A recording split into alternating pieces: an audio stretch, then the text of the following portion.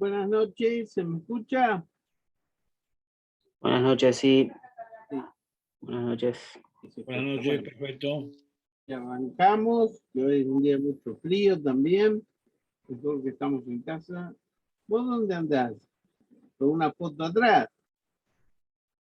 Y un fondo para que no se vea la pared blanca de Eso es golazo, la playa, el la solcito. playa, es el sueño, ¿no? Buah, está Un día bien. como- Bueno, les voy a compartir y de paso les voy a ir comentando. A ver.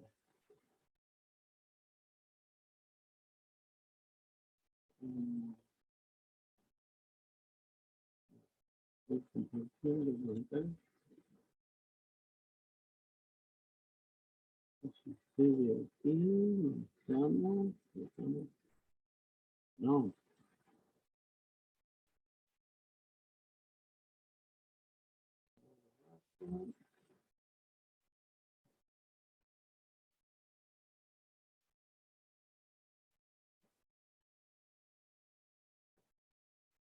Bueno, ¿pueden ver la filmina? Sí, se ve. Bueno, Sí, sí, sí. ahí tomemos un punto que es el punto final de la bolilla 8, que habla sobre el derecho a la libre discriminación, a la libre determinación de los pueblos. Y para que sepan algo del punto, yo después les voy a pasar una lectura, pero básicamente el doctor Blasic los toma estos derechos como derechos de tercera generación y derechos trascendentes a los fines de que se terminen todos los colonialismos y que cada pueblo pueda tener una cierta libre determinación dentro de un marco de principios generales. O sea, ningún pueblo puede ser determinado por otro, por una reunión de pueblos, bien, pero aún la libre determinación de los pueblos tiene que estar enmarcada en ciertas reglas. Fíjense, si no, los líos que podemos tener. Nosotros, cuando regulamos los derechos de las comunidades aborígenes argentinas, ponemos en la Constitución sobre el derecho a la determinación que tienen los pueblos aborígenes respecto de los lugares que históricamente habitaban, pero si nosotros concedemos la determinación de los pueblos aborígenes que habitaban en Argentina, se pueden tomar de la libre determinación, porque al considerar los pueblos podemos darle un estatus en Naciones Unidas que permitan acceder a su libre determinación e independencia. Por ejemplo, separarse de Argentina y Chile las comunidades mapuche. Por eso, en la Constitución argentina, la vez que hablamos de pueblo, hablamos solamente del pueblo de la nación argentina.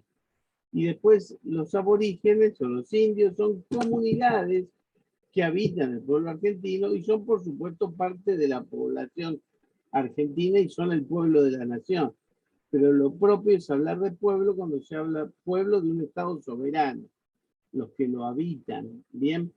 Pero no darle entidad de pueblo a ciertas estructuras dentro de una nación para que puedan abrirse o pedir después regulaciones específicas. Dicho esto, sí es importante hablar de la libre determinación de todo pueblo, ¿bien? Esto hace a nuestra política internacional, inclusive aún aceptando la jurisdicción del sistema interamericano y de la Corte Interamericana, hay ciertos principios que tienen que ver con los márgenes de apreciación nacional. Por ejemplo, Uruguay, frente a unas demandas que tuvo, sobre todo en el caso Hellman, por desapariciones de personas en ese país, ellos hicieron una consulta popular y plebiscitaron la posibilidad de perdonar a los militares que habían cometido genocidio en su país. Pero frente a un juicio, la Corte Interamericana dijo ese principio no puede ser válido porque va contra ius cogens, que son ciertas cuestiones límites que todo sistema de derechos humanos debe respetar, como por ejemplo tener opciones de verdad y justicia en materia de derechos humanos. Pero Uruguay dice, nosotros como pueblo queremos tener derecho a la autodeterminación y decidir si queremos perdonar. a esta persona. Entonces ahí hay una tensión que el día de mañana seguramente vamos a tener que revisar o evaluar. Pero bueno, para hablar someramente de estas cuestiones, sobre todo para que las entiendan en sus presupuestos básicos, vamos a decir nada más 2 o 3 cosas. Primero, vamos a ver qué es una norma imperativa y qué es una norma del derecho internacional, qué es el ius cogens y qué es lo imperativo del derecho internacional.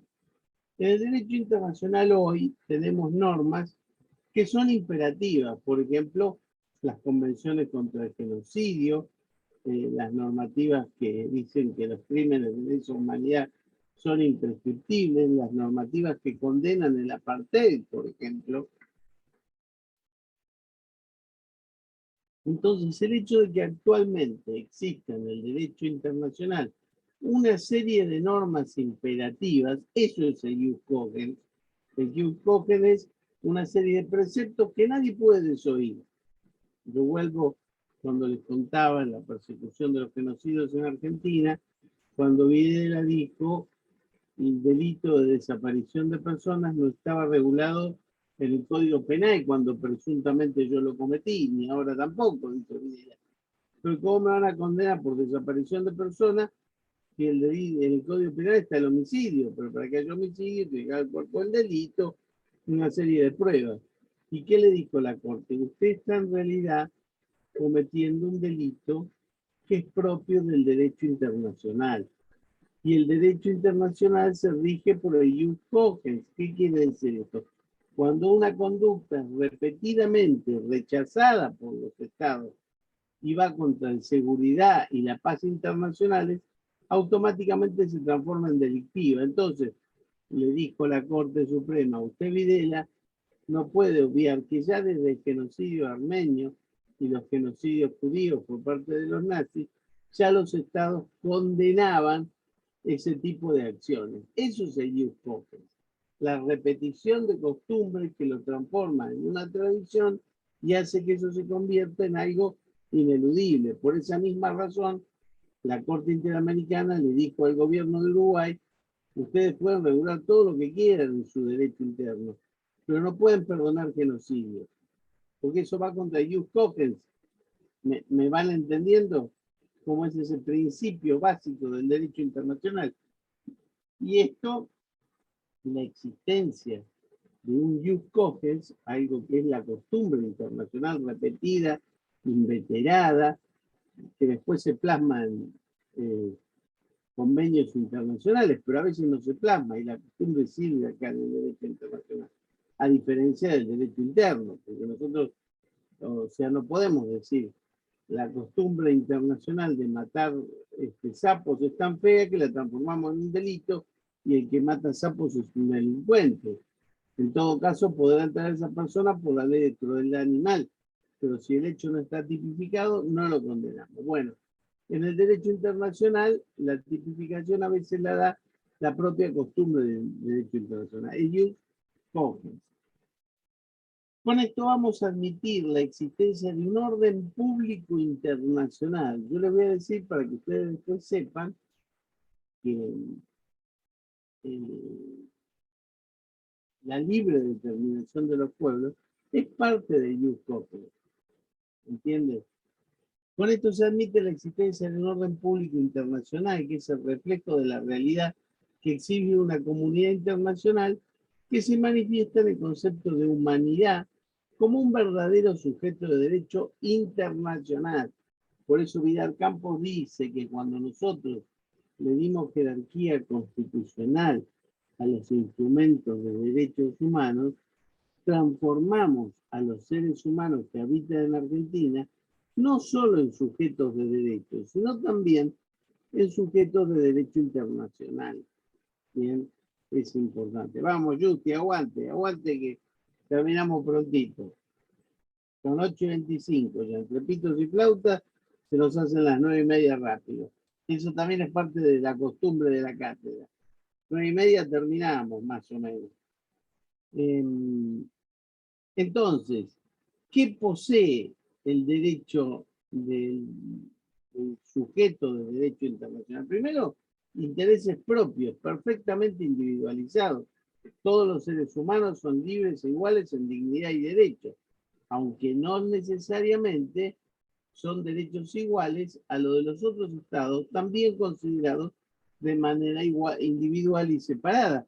Saben que hay estados que admiten regulaciones penales para sus propios aborígenes, cuando cometen delitos que son del derecho penal indígena. Por ejemplo, en Ecuador, que tienen 2 códigos, y los jueces dicen aceptan hasta cierto término las regulaciones de los códigos aborígenes, salvo que sean violentos o impliquen torturas o tratos crueles y degradantes. Bien, hay que robar una billetera, lo vamos a empalar, dice un aborigen, no. Eso un juez lo declararía inconstitucional. Pero las costumbres aborígenes y su violación tiene que ver con la peculiaridad de un estado. Bien, entonces, nosotros, todos los seres humanos, tenemos intereses propios que los definimos por los estados en que vivimos, pero no necesariamente esos intereses propios son iguales en todos los estados. Por eso es muy importante un trabajo de Pegoraro, que después yo se lo voy a dejar. Pegoraro es un italiano que es uno de los comparatistas más importantes del mundo. Dio varios cursos en español y ahora está trabajando sobre lo que dice, en realidad, el sistema de derechos humanos fue impuesto por las naciones que ganaron la Segunda Guerra Mundial, especialmente Europa y Estados Unidos, a todo el mundo, como normas aceptadas universalmente. Pero Pegoraro dice, no todas las costumbres que regulan la dignidad humana son las reguladas por la Carta de Naciones Unidas, porque hay grupos musulmanes, hay grupos de otras religiones y de otros pensamientos que son mayoría en el mundo, los chinos, por ejemplo, y que deben ser respetados en sus costumbres. Pero nosotros pretendemos implementar un sistema de derechos humanos europacéntrico.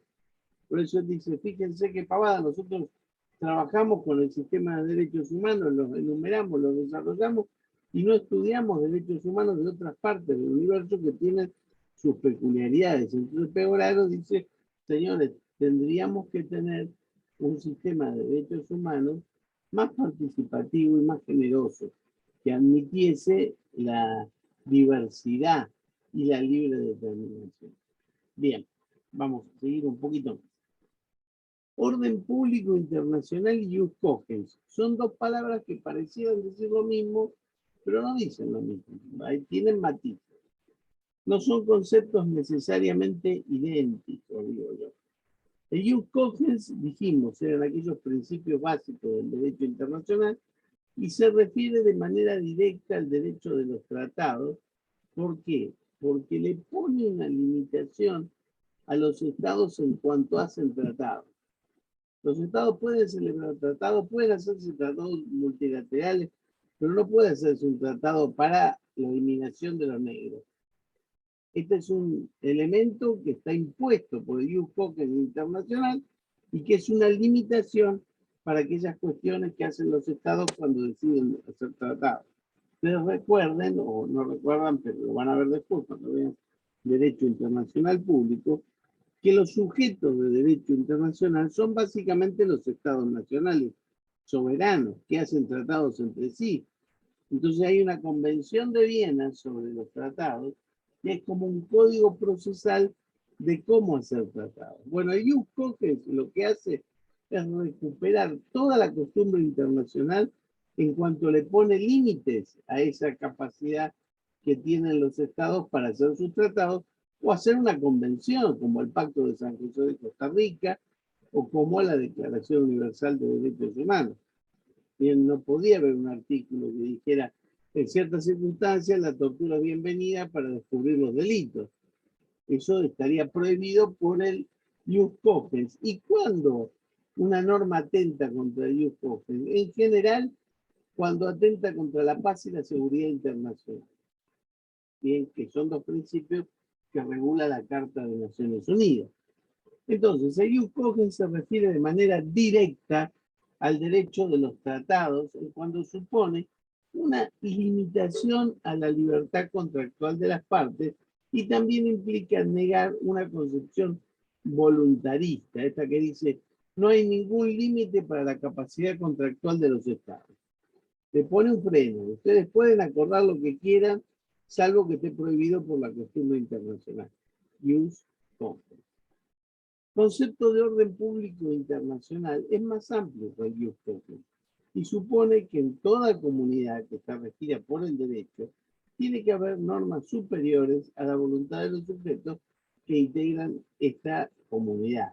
Orden público internacional sería entonces todo el ordenamiento que hace el derecho internacional. La Carta de Naciones Unidas, todos los tratados. Ahí tenemos una normativa que estaría por encima de los deseos de cada persona en su estado soberano. Lo único que como nosotros somos por lo general dualistas, para que ese orden público nos afecte, el Estado tiene que hacer un acto de incorporación de ese tratado. Por eso ustedes cuando estudian Derecho Constitucional, hay una parte que es el derecho de los tratados que nos cuenta cómo intervienen los poderes de Estado para incorporar un tratado internacional. Primero lo negocia el Ejecutivo, después lo aprueba el Congreso, eventualmente un juez lo declara inconstitucional. Pero una vez que nosotros incorporamos este tratado, es parte del orden público internacional que nos rige. Y mucho más cuando agarramos y le dimos jerarquía constitucional. Bien, por esto se considera irregular todo acto contrario al orden público. Por ejemplo, hay dos convenciones de imprescriptibilidad del delito de lesa humanidad. Más allá de la costumbre internacional, hay un orden público internacional conformado por esos tratados que nosotros firmamos que dicen estos hechos son imprescriptibles. Entonces, juegan de modo distinto. El orden público internacional lo entendemos más como abogados. Es la serie de normas que nos rigen y a las cuales no podemos desobedecer, porque son parte del orden internacional. En vez de jus cogens, son principios que le ponen límites a los estados para hacer esas normas. ¿Está más o menos claro o no entienden nada de lo que estoy diciendo? Se los explico otra vez. El jus cogens es una cosa que es primero, que es la costumbre internacional, que le pone ciertos límites a los acuerdos que hagan los estados. El orden público internacional ya presupone que los estados han hecho acuerdos. Y esos acuerdos son el orden público internacional que nos rigen a todos. ¿Me entienden? Son dos maneras de poner limitantes. Bien, a ver, llevado a un nivel más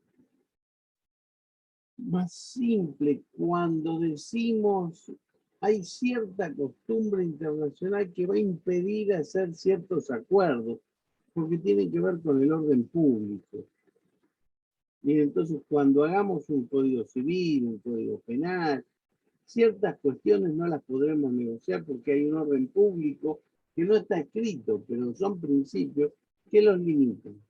Bien, por ejemplo, el orden público que impide que los menores de 8 años hagan contratos y se perjudiquen en sus intereses por su situación de vulnerabilidad. Entonces los menores no pueden hacer acuerdos, contratos, salvo que firmen los padres.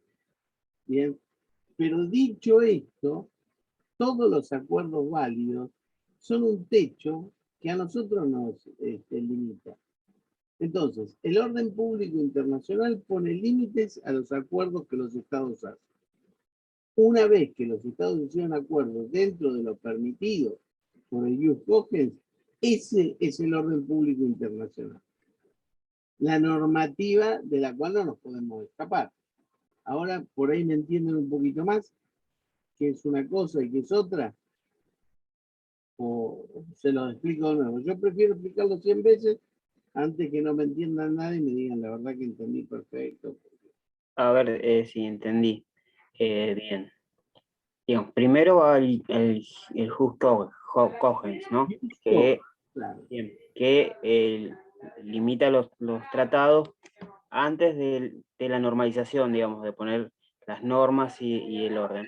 Bien fácil, limita a los países en su capacidad de hacer cualquier tipo de tratado. Cuando los estados se sientan a hacer tratados, ya de entrada dicen, sí, pero no podemos hacer un tratado para matar negros. ¿Me entendés? Porque eso está limitado en la costumbre. ¿Las costumbres son de qué? ¿Las costumbres son de los países o de los tratados en sí? Costumbre que primero, por ejemplo, el hecho de que no hay que generar genocidios. A raíz de que hubo tantos genocidios, la costumbre fue repudiarlos. Entonces, hoy, cuando hay un grupo de estados, por ejemplo, Argentina, Brasil, Uruguay y Paraguay, habían hecho el Plan Cóndor, que era un acuerdo entre dictaduras para traspasarse las personas que secuestraban. Ese es un acuerdo que no lo acepta el orden público internacional, por más que esté firmado entre esos países. Ellos decían, nosotros queremos evitar el comunismo, qué sé yo, por lo tanto, los cazamos a estos comunistas. Si hay un comunista paraguayo que está en Argentina, me lo piden y se lo entrego. Pero toda esa regla de acuerdos está prohibida por el IUCOGEN, porque son arreglos internacionales que no pueden ser hechos. Distinto si yo hago un acuerdo con Chile para comprar y vender vino. Yo le vendo la uva, los chilenos me venden el vino, yo le vendo el vino, los chilenos. Si el acuerdo sale más beneficioso para uno o menos beneficioso, es problema de los estados. Pero eso no está limitado por el IUCOGEN. Ahora, después, si Argentina y Chile quieren vender y comprar vino y uva, tienen que estar a lo que dice el acuerdo, porque lo firmaron. Eso es el orden público internacional. A mí me interesa más que el acuerdo para comprar y vender vino, las reglas internacionales escritas para evitar la violación de derechos humanos, las convenciones contra toda forma de discriminación contra la mujer, las que evitan la tortura, los pactos de derechos humanos, todo eso es el orden público internacional. ¿Cómo se fue armando eso? Con base en el IUCOGEN. Ahora más o menos me siguen. Bueno, triunfamos. A Ernestina no sé si me sigue mucho porque la veo que está medio callada, pero presumo que entendió todo. Bien. Por esto decimos que es irregular todo acto que va contra el orden público. Por ejemplo, los derechos de la comunidad internacional en su conjunto, que imponen la obligación de ser omnes, por ejemplo, cuando la Corte Interamericana dictó una sentencia y dijo, en materia de derechos humanos no valen las leyes de amnistía o los indultos, y fue una sentencia en la que intervenía Perú, pero esa sentencia proyecta su efecto a todos los estados de América que firmaron la Convención Interamericana. Entonces, ya inclusive los estados que no estuvieron en esa denuncia saben que la Corte Interamericana condenó a Perú, por lo tanto, ellos ya no sabemos que no se puede hacer. Indultar o amnistiar, aunque no sigan. Bien.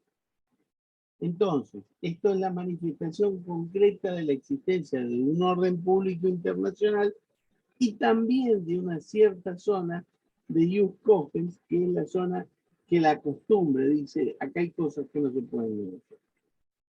Como trata de personas, un acuerdo de trata de personas para la prostitución, no se podría hacer entre los estados. ¿Qué es entonces el ius cogens?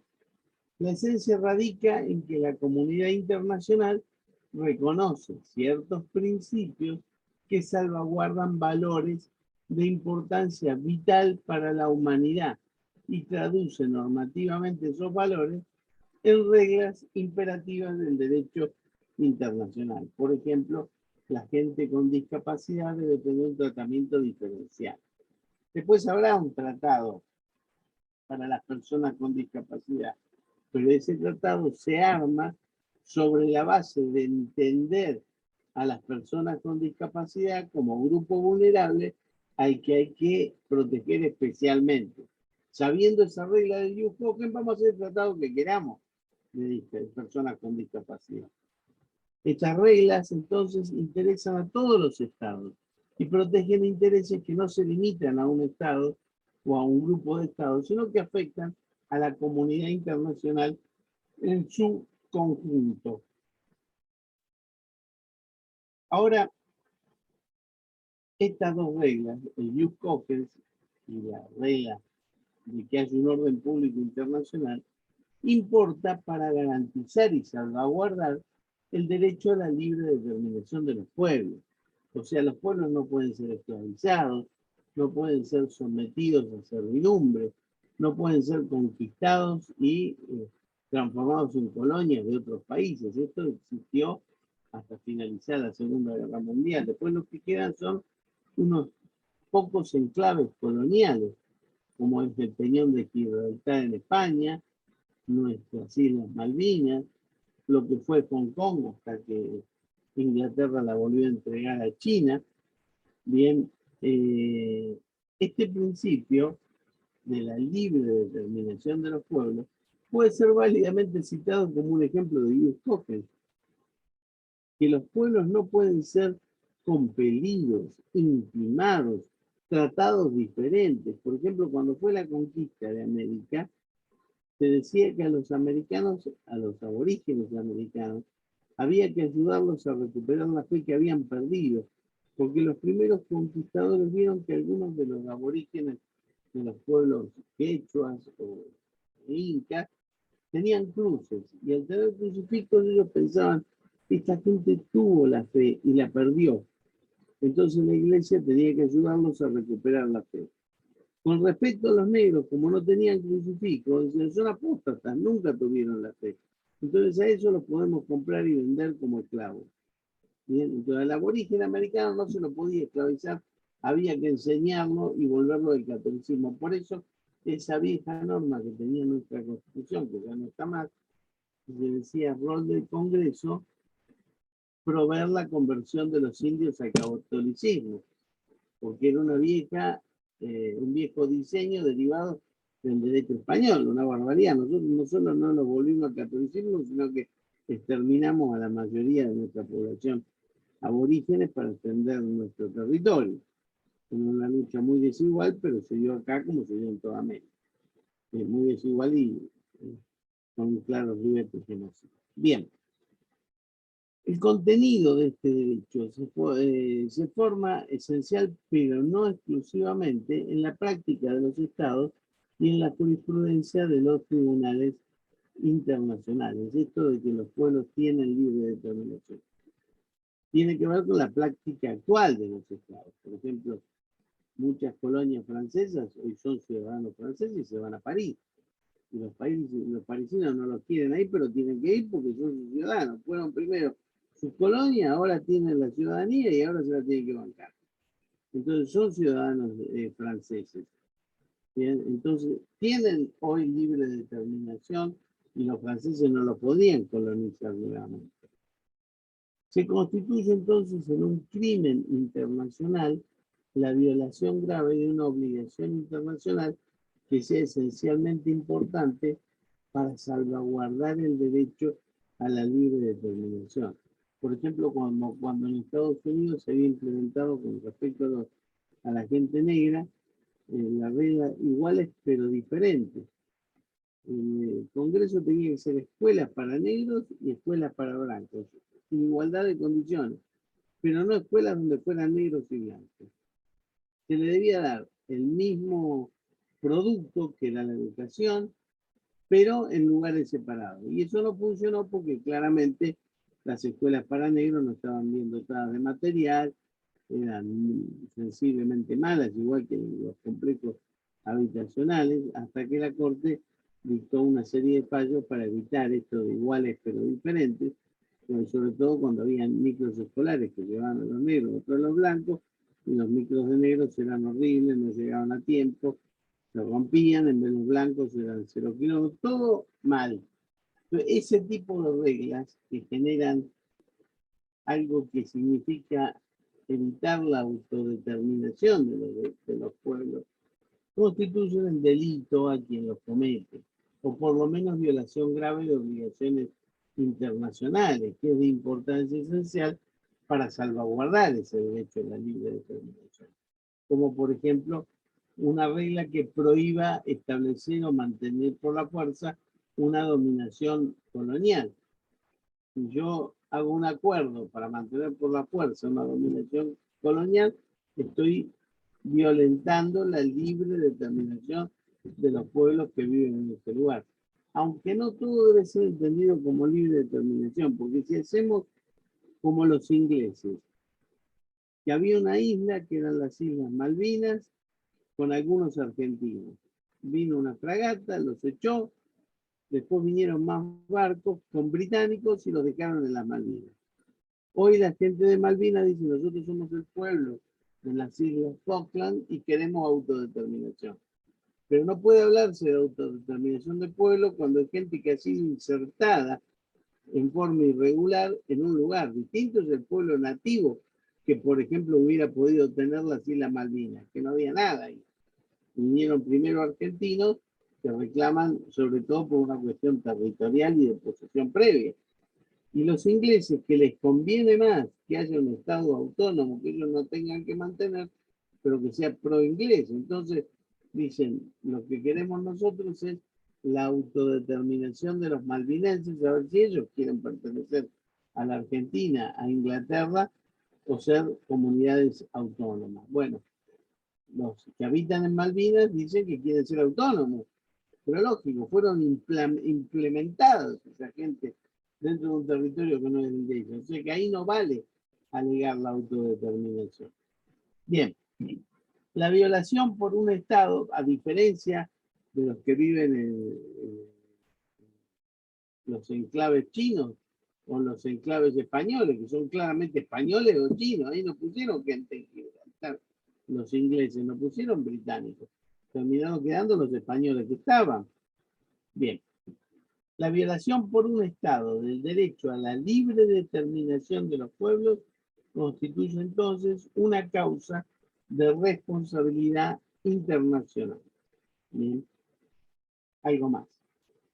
El apartheid, que fue el distinto trato a los negros en Sudáfrica, fue declarado por la Asamblea General de las Naciones Unidas como un crimen contra la humanidad en innumerables resoluciones, porque se lo ha considerado como un crimen contra la conciencia y la dignidad de la humanidad que perturba seriamente a la paz y la seguridad internacional, de tal manera que la violación de este derecho va a afectar a la legitimidad de los estados considerada desde el punto de vista internacional. Bien, esto es básicamente lo que yo les quería decir, sobre todo sobre esta cuestión. Bien, porque me interesa, a ver, vamos a ver, estoy un poquito, ¿cómo es esto? Vamos acá, dejarlo, ahí está, volvemos a estar entre nosotros. Entonces lo que les quería explicar cómo funciona esta idea de la libre determinación de los pueblos, pero la tienen que estudiar en el contexto de estos dos principios generales, el orden público internacional y el concepto de ius cogens.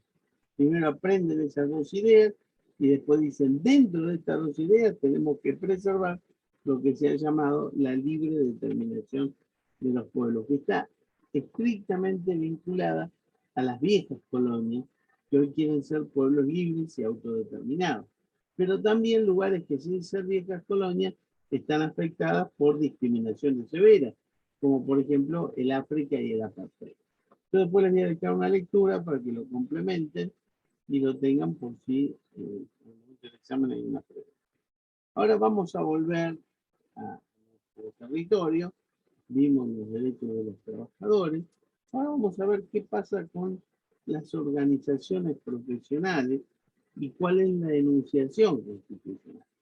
La Constitución, saben que le reconoce que este es un mérito del peronismo, claramente, o un demérito, según ustedes lo entiendan, la organización sindical libre y democrática, que va a ser reconocida por la simple inscripción en un registro especial. Nosotros hoy, si siguiéramos el sistema de la Constitución, cada grupo sindical que se inscribe en un registro tendría que poder tener el derecho a la afiliación y hacer el sindicato de esa profesión. Por ejemplo, el sindicato de camioneros de la empresa Camiones Unidos, que llevan mercadería de Mar del Plata a Buenos Aires. Pero acá, como se entendió que eso no daba fuerza a los sindicalistas, no daba fuerza a los sindicatos para pelear por los trabajadores, se empezó a hablar de la idea del sindicato más representativo. O sea, uno puede ser camionero, pero vamos a sumar a los camioneros de todas las empresas de todo el país. Y el que quiera representarlo se presenta a elección. Pero va a haber un solo jefe del sindicato de camioneros, que va a ser el de la representación más gruesa, más poderosa. Por eso Moyano, con tanta gente, consiguió los votos y es el representativo. ¿Por qué es importante ser el representativo? Porque el gremio, porque puede estar el gremio de camiones chiquititos, que por ahí lo lidero yo, Eduardo Jiménez. Pero Moyano se llevó todos los gremios de camiones porque es el que fue más votado por todos los camioneros del país. Entonces, él puede concertar los convenios colectivos de trabajo del gremio camionero, puede ejercer las negociaciones colectivas y el derecho de huelga. Ustedes saben que una huelga solo vale si ha sido debidamente concertada. Uno tiene que ir al Ministerio de Trabajo, el gremio más representativo, negociar la idea de esa huelga, y si el Ministerio no le impone una semana de espera, porque entiende que hay que darle más tiempo para negociar, pasado el plazo establecido por el Ministerio de Trabajo, se puede establecer una huelga, o las huelgas que sean necesarias para acceder al planteo que hace ese gremio de sindicatos. Respecto de la huelga, si un ciudadano, si un trabajador que es del gremio que declara la huelga, hace huelga, pero no se declaró la huelga, o la huelga fue declarada ilegal, le van a descontar el día de trabajo, porque la huelga es la abstención colectiva y concertada a concurrir al trabajo. Por ejemplo, yo si mañana tengo sueño, no puedo decir algo huelga y no voy a trabajar. Nos juntamos 5 y decimos no vamos, porque el jefe nos va a echar. Bien, salvo que nuestro gremio haya concertado una huelga. Aún así, una vez decidida la huelga, es derecho del trabajador hacerla o no hacerla. Yo por ahí puedo decir igual, quiero ir a trabajar, pero van a haber 5 o 6 compañeros de gremio que van a tratar de convencerme de que no entre a la fábrica. Quizá con un palo, con un arma. Bien, así que el tema está bastante complicado, porque por un lado es cierto, nosotros cada vez que hablamos del gremialismo argentino, estamos violando la Constitución, porque acá los gremios que declaran la huelga son los más representativos, los que concertan el convenio colectivo de trabajo son los más representativos. Pero en los hechos, si no fuera así, un gremio chiquito puede venir a decir a la empresa, hacer toda la huelga que quiera, yo después me dejo sin trabajo. Entonces, es cierto que la unidad gremial le da más fuerza a ese gremio, entonces el planteo no puede ser resistido por el empresario. Entonces, hoy se considera que los gremialistas tienen igual o más fuerza que los empresarios. Pero la Constitución consagra este modelo. Les repito, organización sindical libre y democrática, o sea, por el voto, eso será reconocido por la simple inscripción en un registro especial. Nosotros no tenemos eso, sino que además de eso, tenemos la elección general que nos da quién es el que manda en ese gremio. El artículo 14 bis, entonces, garantiza a los trabajadores el derecho a su organización gremial. Bien, imponiendo solamente que las elecciones para seleccionar la autoridad de los gremios sea realizada democráticamente. Eso suele pasar, ¿no? Uno dice, pero lo que pasa es que como ahí se permite la reelección, un gremialista está 40 años, desde que era flaquito hasta que finalmente es gordo como un sapo, y está lleno de casas y country.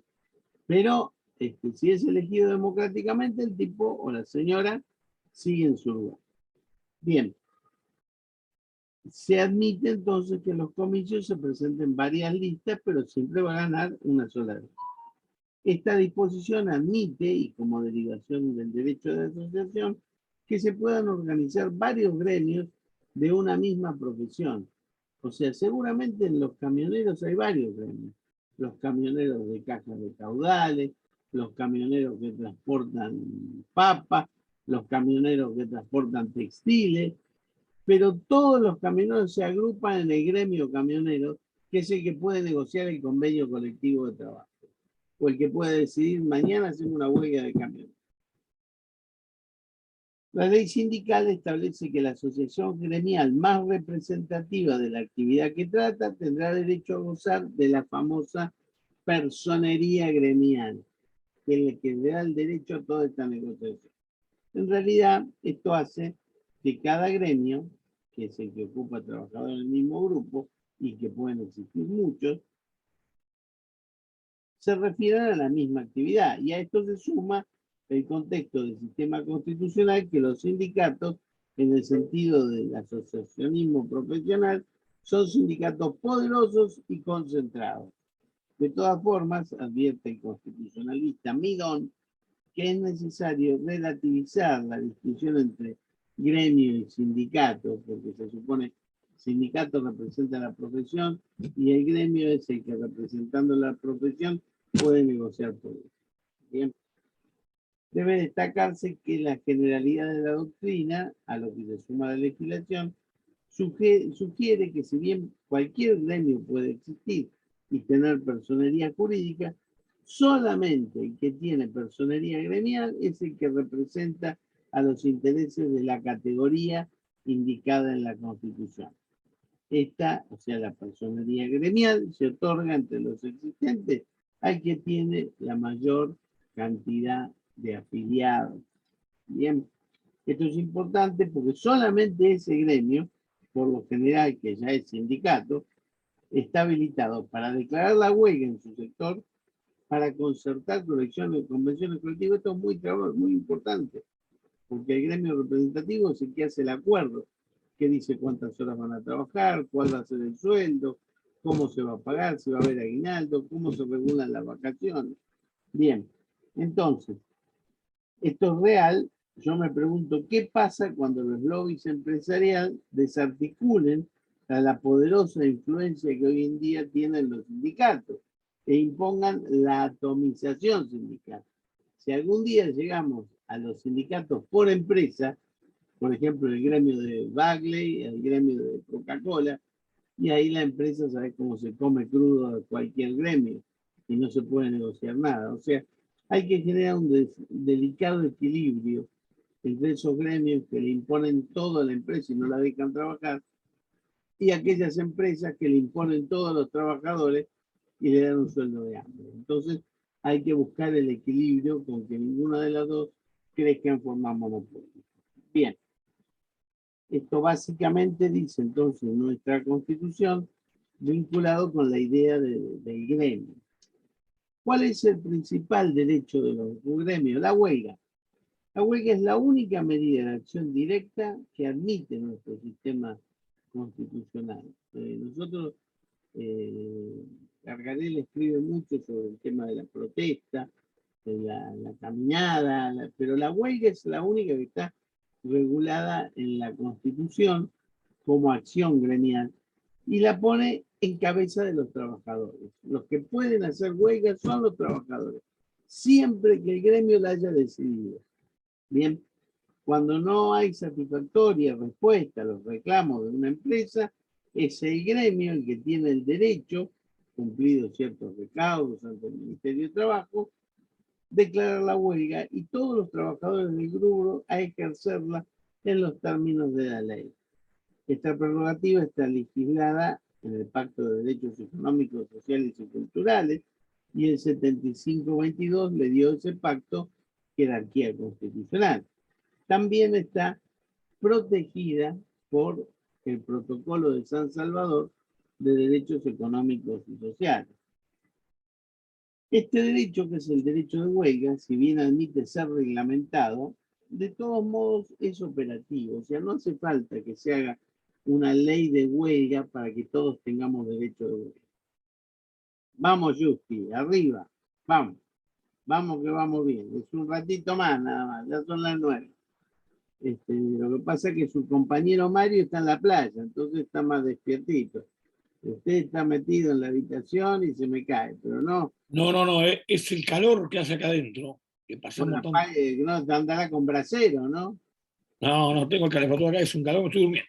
Bueno, Pero no por el tema, porque es muy interesante el tema este de las huelgas y los gremios que... lo que a mí me interesa que ustedes sepan es que el gremio la declara y el trabajador puede ejercerla o no.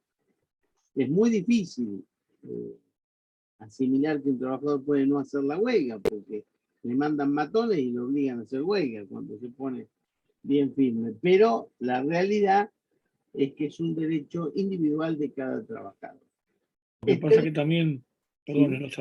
en los gremios ahí son tantos años, como dijo usted, entran flacos, terminan gordos, no hay una democratización del gremio. No, porque las elecciones siempre son manipuladas y gana siempre el mismo.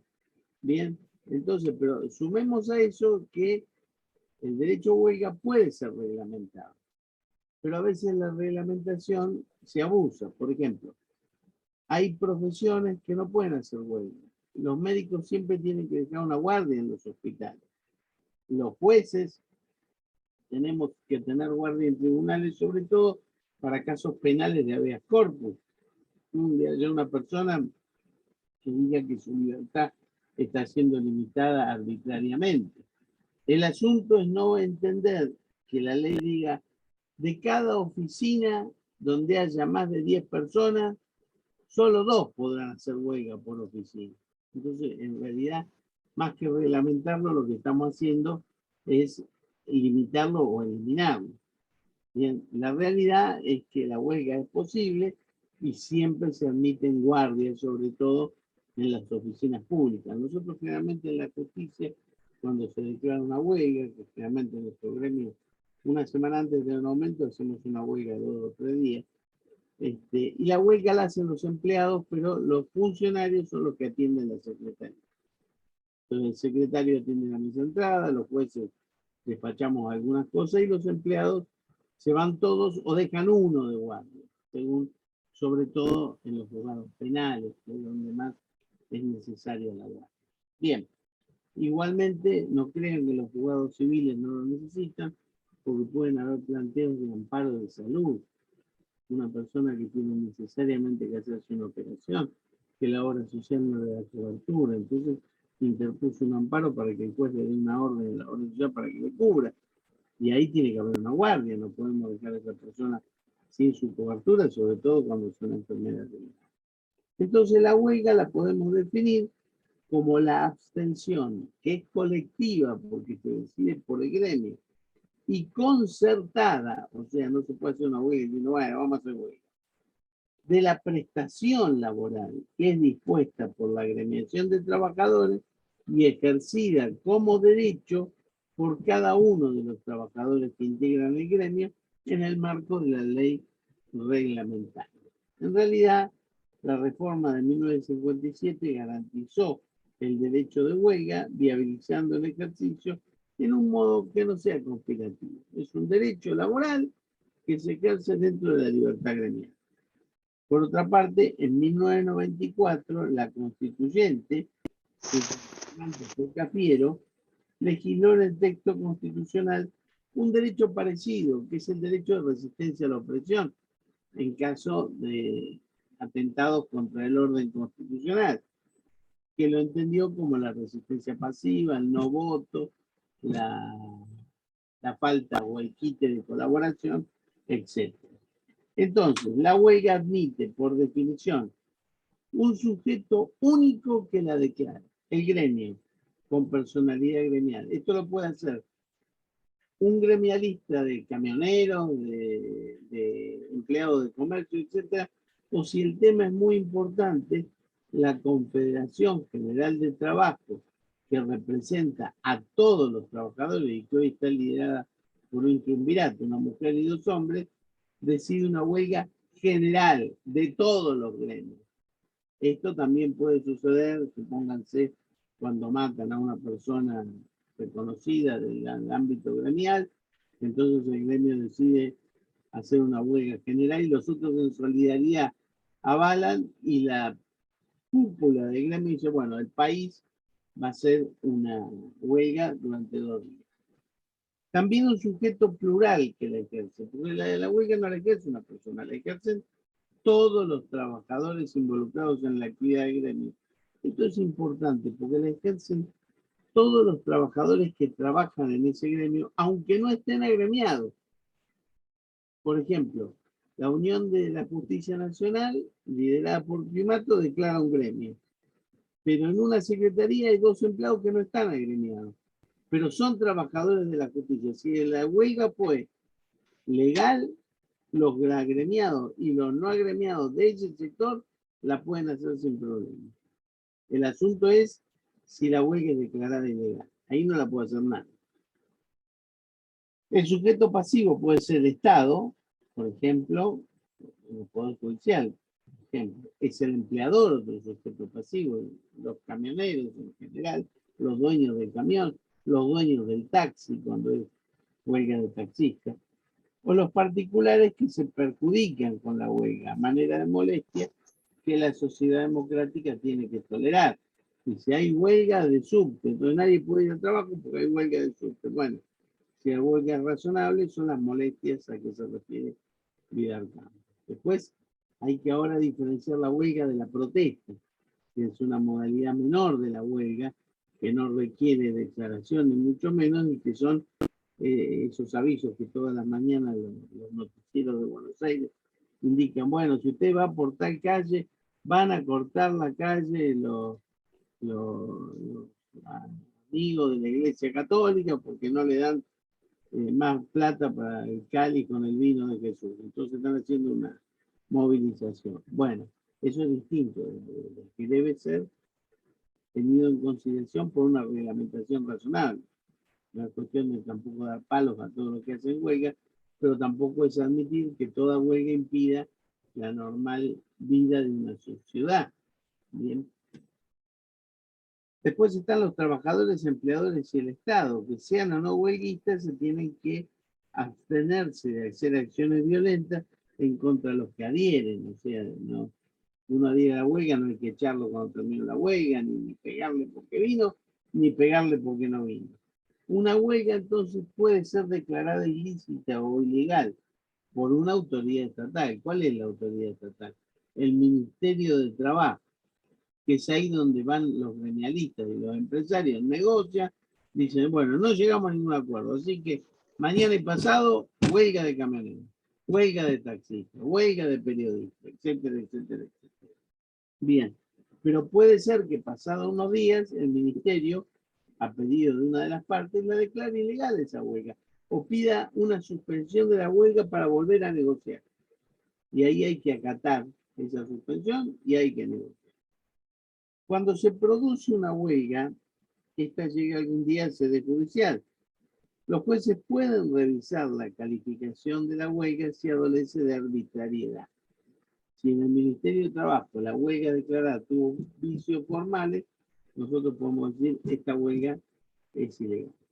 La revisión judicial de la calificación de una huelga en sede administrativa es siempre admisible nada más que para decidir las consecuencias de la huelga y no los conflictos. O sea, un juez no puede decir, mire, acá la huelga se declaró mal, así que no había derecho de hacerla. No, un juez puede decir, acá no siguieron los pasos para hacer la huelga. Pero si es razonable o no es razonable, es una cuestión no justificada. Aún así, la revisión solo se puede hacer si se da el error grave o arbitrariedad. Bien, los jueces tienen que calificar la huelga para resolver los conflictos individuales, porque puede suceder que se haga un despido, porque un empleador despidió a su empleado. Dice, pero yo estaba haciendo huelga legalmente declarada. Entonces el juez tiene que revisar si esa huelga fue legalmente declarada, etc. Si no fue así, el despido será mal. Este derecho, si bien admite reglamentación, esa reglamentación es una reglamentación limitada y que no impide ejercer el derecho.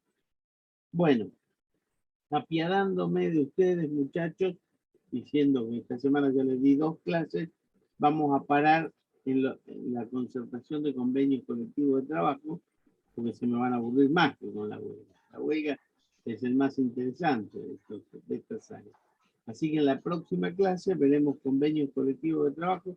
Creo que la facultad está dispuesta a admitir que las hagamos por Zoom, porque les han sacado el medidor de gas y no pueden calefaccionar. Y parece que está muy frío el asunto por allá. Soraya casi que no muere cuando fue a dar una clase, así que en principio estamos haciendo por Zoom. De todas maneras, eso lo vamos a charlar con los chicos del centro. Seguramente el lunes que viene van a tener clase con Soraya y el miércoles en la clase mía les avisarán del centro si es por Zoom o bueno, cosas. Así que lo que sí voy a hacer es subirles al aula virtual material para que continúen. Esto no se olviden de ver los derechos sociales del tomo 2 de mi libro, que está en la página, lo bajan y lo leen. Yo estoy siguiendo mi libro acá, así que no van a encontrar problemas. Lo que sí les voy a dar algo para que vean esto de la libre determinación de los pueblos. Así acompañan un poco lo que estuvimos viendo. Bueno, Mario, podés volver a la playa, Ernestina puede ir a comer y Yuti puede ir a dormir. Los demás que están por acá, yo no Acá estamos. hay 5 más, pueden hacer lo que quieran. Bueno, señores, hasta el lunes o el miércoles. Chao, buenas noches, profesor. No. Profe, Buenas noches. Sí, ¿me querían preguntar algo? yo sí, no es de la clase igualmente, porque tuve un problema con el trabajo práctico y me parece que me confundí, le mandé un email, el mail a otro Gmail Yahoo y me confundí. Tengo una pregunta, ¿por qué no lo Sí. mandaste al aula virtual el trabajo? Lo puse también, pero no me lo revisaron. Le mandé también por... No está corregido todavía. No. Y bueno, pero si vos lo mandaste al aula virtual, está bien. Bueno, igual le quería mandar por mail por las dudas, porque como Bueno, no me lo han vos registrado. podés mandarlo por mail. Primero tenés que mandarlo al aula, porque si por las Sí. dudas además me lo mandan, me llenan la casilla de trabajo. Me lo tienen que mandar cuando hay un problema y no pueden llegar al aula virtual. Bueno, igual me confundí en mail, Tampoco me lo por tenés que eso... mandar fuera de término. ¿Mm? Bien, porque eso no estamos dentro de las reglas. Bueno, Vos fijate qué hacer. sí, bueno, yo tuve el problema ese de que lo entré fuera de término, por eso le había... No, pero eso no es un problema, eso es un incumplimiento. No, fue una mala interpretación de fechas Bueno, mías, pero eso es pero... un problema tuyo, no un problema mío. Sí, sí, sí, El por eso problema mío le he es que yo aclarado. no te habilité el medio, no tenías, vos me lo podías haber mandado a mi casa, me lo podías haber dado en la mano en cualquiera de las clases que nos vimos. Sí, sí, no, No. se le había aclarado ahí en el campus, pero como no hubo Vamos a ver, contestación, una cosa es que te pases un minuto y otra cosa es si no lo presentas en términos te vas a recuperar todo. está perfecto. Nos estamos viendo, muchachos. Bárbaro. Sí. Buenas noches. Chao.